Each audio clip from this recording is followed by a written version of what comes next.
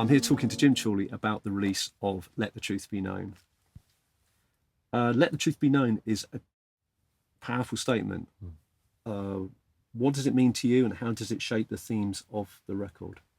Yeah, it's exactly that. It's a statement of intent. I mean, it's like a philosophy. It's when I was recording the record, you know, I was going through some difficult stuff, and a lot of the ideas and sort of feelings and emotions within the themes of the songs are about suffering. I mean, there's that kind of like, you know, really well-known sort of Buddhist principle, life is suffering, you know? And for me, it seems like so much suffering that we go through comes from lies, deceit, you know? If we're able to kind of like, you know, stop the lies and deceit in our lives, we find truth. And in truth is light, you know? In lies is dark, really. Lies have a way of, don't they, have a kind of, you know, building on themselves, almost like a snowball going down a hill. You know, by the time that little kind of snowball at the top gets down the bottom, it's come into this huge, big thing. Let the truth be known is always, it's about that, literally is that statement, you know, that philosophy, that idea of live by the truth. You know, if you're able to, as much as you possibly can in your life, live by the truth, you're going to have more of a balanced life than if lies are there. And hopefully it sort of shows itself in the record. There's a lot of hope in there, you know. Like I say, it touched on some dark themes. You know, it was a catharsis for me to make it. I'm hoping that people who hear the record can, you know, also as well sort of relate to some emotional experiences they've had. Let the truth be known is that way of like, you know, the truth is always the better option than lies, always. Yeah. Your songwriting has been described as having intimacy and depth. Are there any songs on Let the Truth Be Known that are drawn from personal experience? I mean, all of them are, but there's some on there which are really, you know, close to the heart, close to the bone, personal experiences that, you know, those difficult ones that change us as human beings.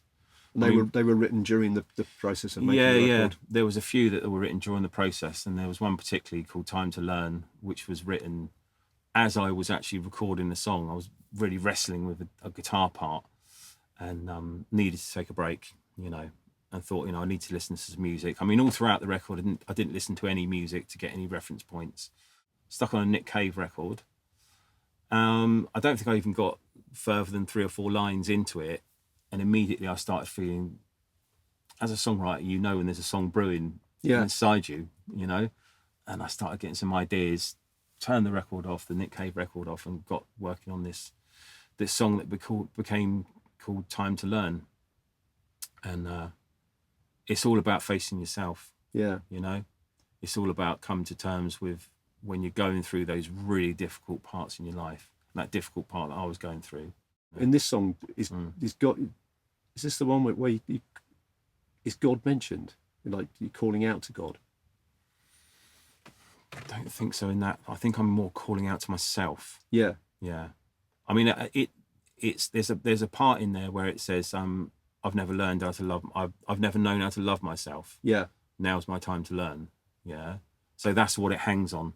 Yes. You know, becoming aware of the fact that, like, I don't think I really know how to love myself. You know, it's quite an interesting thing. Like, you know, that was a realization that you had this year, this summer. Yeah. Yeah. And then in the process of writing that, you know, because, you know, as a songwriter, like, lots of stuff comes out. Yes. You know, within it, we've got to find the truths in our songs. Yeah. You know, and sometimes if we look at them, we can dismantle it and think, okay, yeah, that is really something that But it also I'm going through. It leads us onto that thing that you can go so far with it and then give it to the listener, and the listener can take it the rest of the way. Yes. You've got your own meaning out of it. You've had your catharsis. Yeah. And you've also made a piece of art that is authentic and strong because it's straight from your heart. It's from your own experience, which. Well, that's the thing, is that if you are creating from the heart, you really truly are accessing from the heart, that's when you can be assured that other people will experience it. You know, if they like your style and they like your kind of music and they like your voice, even if they don't, they can still tell that it's coming from a place of, you know, of honesty. Yeah. an authentic place. And, Well, and then that's the place if then it where isn't, they can be. It's going to sound cheesy. It's going to sound corny, and it's not going to work. Contrived. Yeah. So if you're able to do that fully from the heart, you can be assured that they will experience. They will be able to place their own experience into it. Yeah. Because we all have similar experiences, don't we? Yeah, shared experience. Really. Yeah. You know. Yeah, I think that's a nice encapsulation of Let the Truth Be Known. Right, I'm going to put you on the spot. And Okay. Is there a key track or a key moment in Let the Truth Be Known that you? I mean, it's all your baby, and obviously they're all your babies, and you can't pick. It's like Sophie's Choice, but I'm asking you to make it. Yeah. If you had to pick one on Desert Island, Yeah. which one would you take with you? Right. Well, I'm going to kind of break the rule a little bit there and not take one. Can't take them all. You want to take two? Can't take them all. I'm going to take one, but I'm going to take the intro of another. Right. I'm going to take Time to Learn, because I really felt, in some ways, in the recording of that, it feels really quite stripped back. You know, it starts off with like a mouth organ. We've got a guitar. I think we've got a little bit of a kind of motif, a guitar motif on it. All we've got on that is just the snare. Yeah. All the way through it is just the snare. I think hitting it on the first beat of the bar. So it's just got like that going all the way through it. It really felt like, and that's the song which I was talking about that was written after listening to that Nick Cave little intro and going off on that journey with it. It really felt like I'd hit somewhere. You know, I'd found somewhere, uncovered a little bit of treasure. Yeah. You know, so that might well be the heart of the album. It feels like it is. I think it's around sort of track 5, 6, 7, might be, I think 6 or 7. It's around that sort of area. Yeah, it has an almost Bruce Springsteen type feel. I was thinking Nebraska when we were talking about singing from the heart, right? Because that's Springsteen, by his own admission, that's what he tries to do. He's a big advocate of that. So if there's no truth in it, it's not going to work. And so that's and then the stripped backness of Nebraska and the mouth organ, that sort of wailing sound. So the other bit, what I was going to say was the intro to Heaven Help Me, because I really love the pedal steel that's played on it. Heaven Help Me was a track that I wrote a number of years ago. That's been around for 15 years, that song. I had recorded it previously, but just like with a vocal, like microphone. Who plays the pedal steel on that? Mike Davis is on that. Yeah. I've known Mike for decades now, when he was in a group called the Sid James Experience. It's the first group that he was ever in. And they were sort of like a kind of punk, sort of quite a punky sort of band. Yeah, I remember them. I got to know Mike the last couple of years. Yeah. I didn't know he was in Sid James Experience. Yeah, so he played lead guitar in that. Yeah. And that was when he was around, 16, 17? And at that point, I kind of managed them for a little while. I was getting them gigs. Amazing. And bits and pieces. And, I remember their sort of first early demos and then recordings that they did. They were a good little band. He played lead guitar with them. And then over the years, kind of, I've seen some of his other musical outfits. And recently then, got back in touch with each other over the last few years. And he's wanted to work with He's him. Morphed into, Southampton, if not Hampshire's kind of leading pedal steel session man, hasn't he? He's the go-to session guy. Go-to man. As well as being in Watching the Buzzards. Exactly. I've wanted to work with him for a while. I wanted to work with him playing some lead guitar. Yeah. But then I kind of went with this track, Heaven Help Me, and I just thought it would be great to have some pedal steel on that, to create a real atmosphere. And I thought of Mike, and he brought his pedal steel over to my house, to my little tiny room. And we both sat in there very, very close together, because it's hardly any room in there at all, little box room. And those pedal steels are quite large. Quite large, yeah. I think he had a bit of a job carrying it up the stairs, because our stairs are quite narrow and whatever. But it was one of those ones where I sent him the sort of track, and then he sent me back an idea. I said, let's just get on and do it. Let's just come round and let's do it. And so it was recorded very quickly. He put his heart into it. It all comes from the heart. It sounds beautiful. Yeah. And while we're talking about guests. There's one other Yep. guest. That's right. So we've got Neil Valentine on the closing track, Just Before the Dawn. He's playing viola on it. Yeah. Viola. I've worked with him before on a track a few years ago. But on this one, so they're the only two people who play.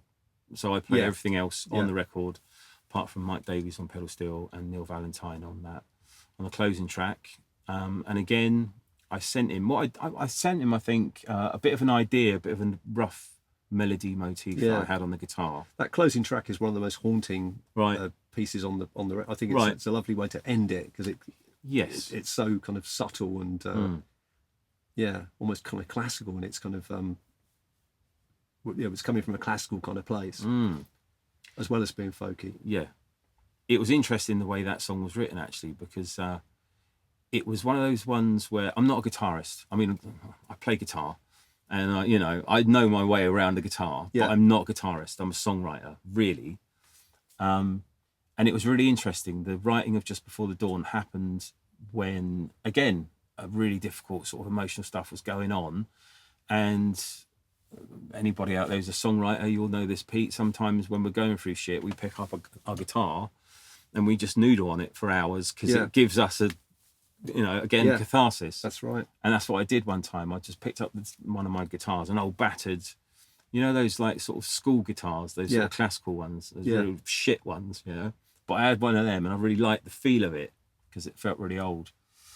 And I just went to these chord shapes quite a long way up the neck that I'd never played before.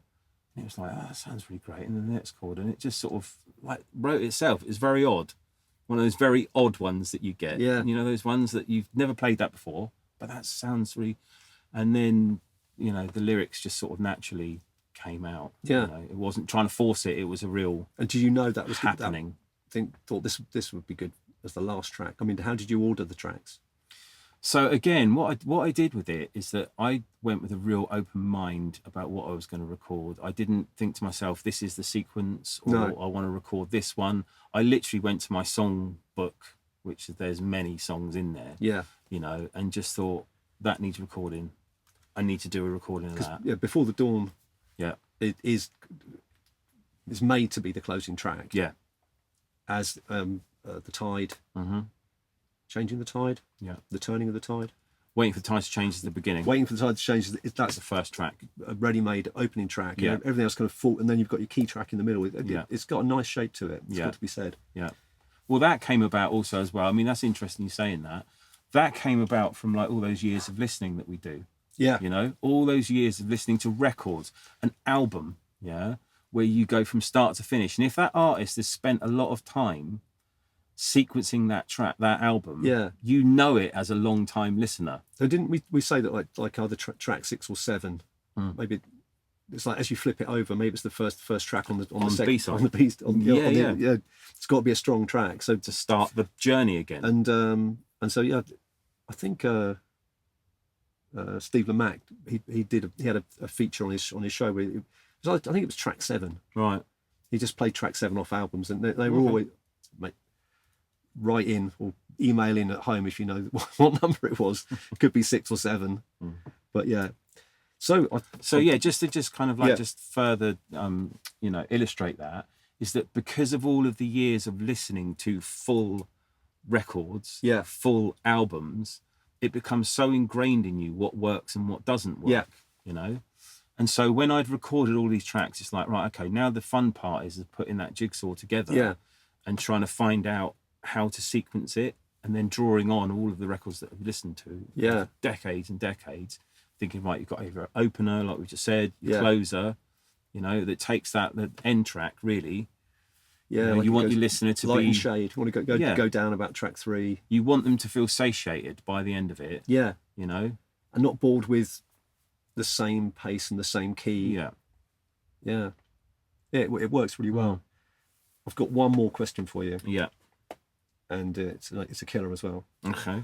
Almost as deep as what does the album title mean? Yeah. If there's one thing that you want listeners to take away from Let the Truth Be Known, in the form of a message, what would you say it's on the underlying message of Let the Truth Be Known is? It's about hope. It's fully about hope, because at the beginning of the recording of this record, I felt quite hopeless. I was in that such a dark place, Yeah. you know, that I couldn't find any light, and felt very, very hopeless.